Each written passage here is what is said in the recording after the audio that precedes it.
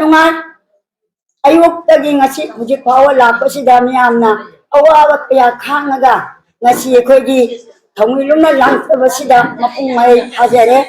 asigi suai nungai ba phongjogari ai isama hariba subject asida examna pamja subject nyana lagjage makoina hangaliba wafamdi mayam su habi khare ekhoi tungda hawaliba jumbiyan sing ijati bo kamaina chakholangani ijati bo kamaina awama thata purakani haibase yamna ngasigi matamda yamna chunaraba hiramni haibase ai thamjage ngasi koina malem siga leiba koi mayamase manipuri haiba jati ase koi lak leirabani asami manung chenna leibada manipuri jati ase kisu samna phamam mamal lei ikoi gi jati gi chanabi ikoi gi hara kumai ikoi gi lon ikoi gi jati gi समाज की फिजे सच्चा जुम्बान पुंसी अमते इकोई मयंग तादे लैखिदबा अहल मन खंगे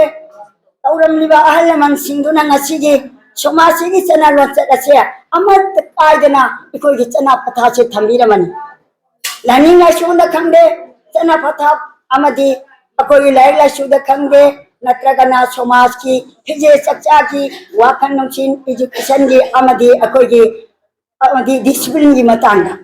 अदुबो अवांग थाकी मियोय कया ओरवा देगी कया पारवा महैरो सिंह अखोगी ओजा सिंह असिना असिगी लंबी दगी खितन ना थैनबसे खर खदी ओय लारितदी हाइरी इमा इपामिना उबलाइनी छिजे नरी बरो ओली इमा इपामिना ला उबलाइना न कोई हेलांग इरे इरगा तायबा ओजा गुरु मसक खंगदबनी इथक थोंबबु इकोइना समान तौगदबनी इकाय खुनगदबनी अदुबु वाहे ओइना वारी ओइना तोप दुमायना तौरई यामना पेंदे ngasiगी matamda maugi singna challbi miyoy kayana aigi isa semdaba jade aigi isa nupini pa APSC pass togaba jade engineer doctor orba jade aduna palem pantha numsiyaba dubo moibu jokpada palem aduna kamana joi matumda gi thabum taraf taw haraga machado jongnabo honawada khomlang phetta dawa thatna atum dawa kaya oisibado ngasigi lamando urebani chatkale माखी माखी मफमदा करीगी दवत्ता इसा सेमसी ऐसु पामी इसाबु पालो ओनिंगदब कनानो ओजा ओनिंगदब कनानो मास्ट Kanu ओनिंगदा अवांग मथाकी ओनिंगदब करम्बा मियोय चावरंगनी Eben अंगाव बिबि खारी बोंगना पामंगनी चुम्मी हाना मयाम तो हाजि खोबा खुबि तसेंबा वाफांनी अदुबु अखोय अवांग मथाक पालोगा लाई लाचुला मित उरब कांगुना करीगी दमक्तदी हंदरप मतमदा एगी इनेबो इकुबो कुदी करीगी दमक्त कर्म मियंग जिंगी अतन खंदबिसी ऐसु दुमाना इसादनो ओलकनी ममा पापादो अदु ओबदी मकोई सु मियंग मतन थंबी हारगा एकोई सु थौताबदो कोई चची एकोई सु होनसी को असि मतंग मयांग थंजरी अदुना असि मा कोइना थंजरे अहल मनगी डिसिप्लिन दा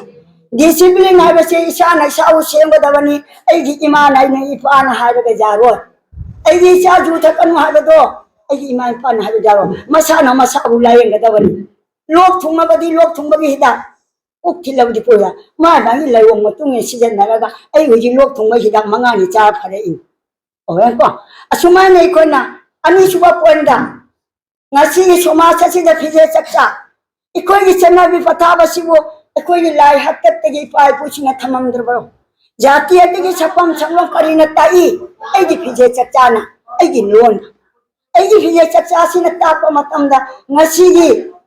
हौरकलिबा नाहरोन कयागी को नखामना पादमा चेंदै हाबिदो मयां वारो बिगनु खरेना कदौरे इकोई इमाय असिदा अमुब कालिना तेछन बजाओरे हाये चा करंबा कैनोनो मौगी सिंग चलबे सिंगजना जादबदा मतंग चलु माकी देश छिलिबा फिजे तो मतम गिनी अवन मनाइबा समाजनी ओलखिगनी ओनसु ओनगनी ओलिबदुगी मतुंग इनै कोइना सीजन की मतुंग इनै कोइसु हाइ को हजि थम था ओलांग था बसंता हिमंत लोइना लादि हाइबा लोइना लाई ओलिबदुगी मतुंग इनै कोइना ngasiगी हिंजान चारिबा मतुंग हाइरा हे सारा कोइ हचांग फनबो होनरिनाबा अदुबो ngasiगी समाज की मियंग सिदी ngasiगी ओलैबसिदा इखोइना चारिब चिंजाक तो चारगा हुओगदबदि कोई कमायना चागनी अबम थोक्ते इकोइना कजौगनी असिगी ओलैबा खोंथांग असिदा अइना ngasi चोंझलुरगा असिगी चेनाबिनी मतम सिगी चेनाबिनी हादना ममांगेगी मतम दु अकोइना हुंदोए मे हायरगा अनौब सिगी हेता जाओ सिगा खोंदाबा मतमदा समाजना मे खतब ओइगरगदि मदु इकोइना हंकोना फै मदु होजिकी समाजता खुनाइना मदु जेंगदे जेंगबाम थोई अइना ngasi चोंझलुरबसे तरम नोकिदरा सरगदरा अकोइना जेंगो सीताना लक्ष्मण लालुगिदमक्ता अवाबता अमिना ठाकुर माँ की मीनाई लईबनी अदुबु सीताना लक्ष्मण लई लाई अवाब ताबदो रोहिना ठाकुर गुंबा खगी पृथ्वीदा लईतबनी मोगी जुमालो अदुबु माँ की मीनाई अदुनाने कोंथोकनिंगमदगी लई चिंगदने नंग असे सकनरो मा खलैबा ओ लक्ष्मण लई लाबे सीताना अवाब ता अयुता खंदबा ताबनी सरगद तागदरा नो अइना ngasi खोंग थांगुरगा तरम नोकी लंबिदोदि खितम याना खंबम थोई ngasi di matang gi jawoni hadana ekoi chenabi gi thakta chu tawroisi ariba kayabu loksanba handokpa jana handokpa anoba kayabu na jawon siga laena anoba kayabu loksanba jawodoba kayana koina tungoina re haraga madungda ekoina aherogi thak amadi jumangi punsida lengchengiba ekoi इसिनाव खुदे मंगनाव जात नमंग नमदुद Kong थांगेगदि ngasi समाज दे कोई चखत्ता कानबा अफाबा ओरकनी हाइबा चितमजगे अमना live लासु हाइत्रबा मतम मदगी नपिलांगे मतम लिसिंग चाप पंथाम पंगे मतम the थोकिबा थगो कयामा ममित लारि हाइबा नते अकोई होजि करि मोम तम द दकासी दना अदुदु अन हाइबा ngami अदुगुम मियो यदुना थमनमबदो ngasi ge madugi shakti ko koi ngamdiaba अदुना कैदौगनी अकोई मतम खुदी मत्ता भारत की मुनि ऋषि सिंह ना हायरमी नुपी सिंह मैतै नुपी की थौना शक्ति आदर्श आइडियल अदुकी मति फिदम निगाइनन अरम नुपी वन मोना सम्मान तौरमी से भारत चनुबे अकुई की हुजी की मतम से नत्ती हाय करिगिनो ममा गी लाइला सुसु हाइत्रबा एगी इमा को खंद्रबा एगी इमा ए खंद्रबदुना मकोई बुद्धि भारत चनुगी असेगी मुनि ऋषि सिंह नमकोई अवांग थाक थंबीर में हारगा गुण शक्ति आदर्श आइडियल अदु करिगी नोबा ngasi लाइला सु हाइरबा ममिता अदुकी मति खंगबा मियोय कया अदुनादि करिगी दमक्ता दे ngasi कोई बुद्धि वांग थांगपदि हाइबसे इकोई कनाना सु खंबम थोकते अइना वारगा सुजारोय एगी इमाना सुजारोय लुमना वारगा सुजारोय कनाना वारकनी इसाने इसाबु अइना खंबता समाज से चलिबा लंचसे करिनो हाइना फोंग थांबला सिमलैया को अहुम जुवा पोंडम लाक्सेगे ngasi कोई लोय नित्या रोरे नत्र ऑन सर्विसता कोई बेतन चारी थागी में थासिगे ताम कुंतरुत्रे जवजे कोई पेंशन लाकनी अमना तारी अमानी जवरी यकनी अदो अकोई चारी वा पेंशन नसे एकोइना बाजे जाउगन एकोइना चाकुंगी बाजे कनाना पुई पी वलिना एकोइना फंगोय ते लोशन बिरगदी मधु से एकोइना कितम सेंजा थुंजागी माइगैदा इसागी सेमदबा इशुगी सेमदबा एकोइगी अकाउंट कितम लेमंगनबा बसे मतौता एकोइना कदबनी अरंग अलाक नाउदना वा पुनमसे लोथोपिदबा सुचछि अइगी पैसा लयो थोरपदो मधु थम्मे हाइरगा एकोइना फिसा लोनसाबदा खंगे जुंग हिंगोंदा कितम मियं काव खंगे नत्रगना करिगुम्बा थबक अमा तौरगा एकोइगी सेंदा लंबी सिदा मियं खंदा मिनरगदी ngasi ओइलैबा एकोइगी सियंगी माइगेदा नोम नोमगी अवांग थागा लाए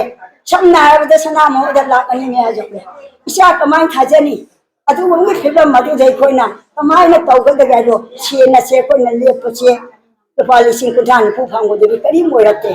अदुने कोइ कितम मयामना सेंदा लंबी सिसु फी साबा खंगे लेपोसी आई ओजा नुपीनी नत्रगना आई अदु बनी हाज ऑफिसर नुपीना लजोगदी ngasi gi समाज दे कोइ मिमाना बवागन मका ता नामतंगा ngasi कोइगी यामछाना हायो साउंगनी अकोइगी मैतै अपुन मैतै लेमा थमुंगसे जनवरी तांग 15 दगी 2026 तगी हौदोक्से बन्याये अदुबो यामनुंगा यामन निपा मतमदा मयाम थगन तौदना मयामबु को वेलकम तौदना नित्यारो बमियोय कया छिबो ngasi अवार्ड पिबसे कोइगी थमुंगलपो हन्ना एगी मैतै तगी थागतै अनि सुबोदा अमना खुदोन तमसिसु मकोइना चौरापा मी कुंथ्रागा मरीनी हाई को कुंथ्रागा मरी से मकोइना खुदोन तमी बसे अदुकी मति नुंगाय को असि खंगे आइने थंगजरी से मयाम सु यामना वारे याम हाइनिंग मनी कोंजु को नुंगाइते अदो अरी मु हाइगनी याम लाकदबा मसिगे सेंजा थुंजादा लाई पुना मसे बाजे रमा मथौ ताई अदो मा फाइनांस तौरिसे सेन पुना मंगनी अदो पुना मकदो अखोगी प्रेसिडेंट सेक्रेटरी ओरिबा मयाम खुदोन असिना मथौ तापा मतमदा कमाइना तौदना मियाम गि सखतदगे हाइबदो मयाम नंसिन बिसी अदुगा अखोय सुमदुदा आइसु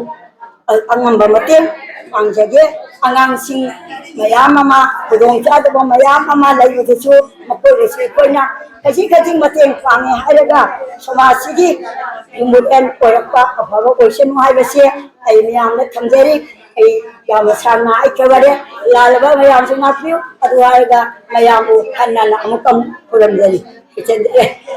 कोंदु दादरा